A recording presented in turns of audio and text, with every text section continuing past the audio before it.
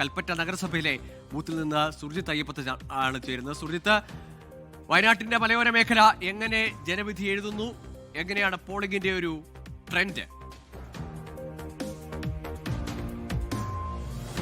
ഉച്ചവരെയുള്ള കണക്കുകൾ പരിശോധിക്കുമ്പോൾ 55% കഴിഞ്ഞിരിക്കുന്നു ജില്ലയിലെ പോളിംഗ് എന്നുള്ളതാണ് ഏറ്റവും പ്രധാനപ്പെട്ട കാര്യം. ആ ഉച്ചയുടെ ഒരു മന്ദത നിലനിൽക്കുന്നുണ്ട്. പല ബൂത്തുകളിലും ഇപ്പോൾ ആളുകൾ എത്തുന്നില്ല എന്നുള്ളത് പ്രധാനപ്പെട്ട ഒരു കാര്യം തന്നെയാണ്. കാരണം ഈ ഒരു രാവിലെ തന്നെ മികച്ച പോളിംഗ് ആണ്. അത് 55.64% പോളിംഗിലേക്ക് എത്തിയിട്ടുണ്ട്. അതൊരു വലിയ സംഖ്യ തന്നെയാണ്.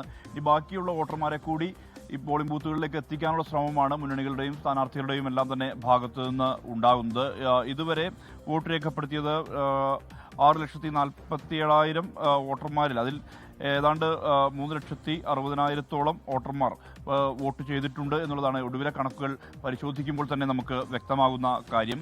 പല പ്രമുഖരും നേരത്തെ തന്നെ വോട്ട് ചെയ്തിട്ടുണ്ട്. മന്ത്രി OR കേളു വോട്ട് ചെയ്തത് തൃശ്ശിലേരിയിലാണ്. അതോടൊപ്പം തന്നെ ടി സിദ്ദിഖ് MLA വോട്ട് ചെയ്തത് NSS സ്കൂളിലാണ്.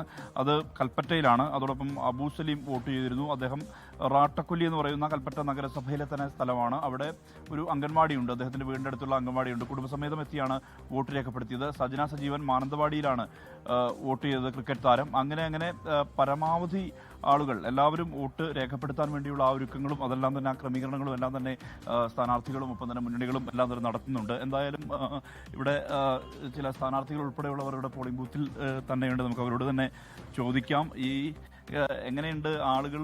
ഈ ഒരു സമയത്തൊരു വളരെ കുറവുണ്ടല്ലോ ആളുകളുടെ. ഈ സമയത്ത് കുറവാണ്. കുറച്ച് തിരക്കുണ്ടായിരുന്നു. എല്ലാവരും തിരക്ക് കഴിഞ്ഞു പോയതാണ്. ഇപ്പോൾ ഫുഡ് ടൈം ആയതുകൊണ്ട് ലഞ്ച് ടൈം ആയതുകൊണ്ടുള്ള കുറവാണെന്ന് കരുതാം.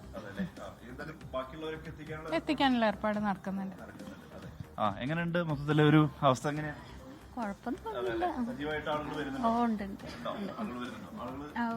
വരുന്നുണ്ട് വന്നുകൊണ്ടിരിക്കുന്നുണ്ട്. ഇനിയിപ്പോ ഉച്ചശേഷം മന്ദത അതിന്റെ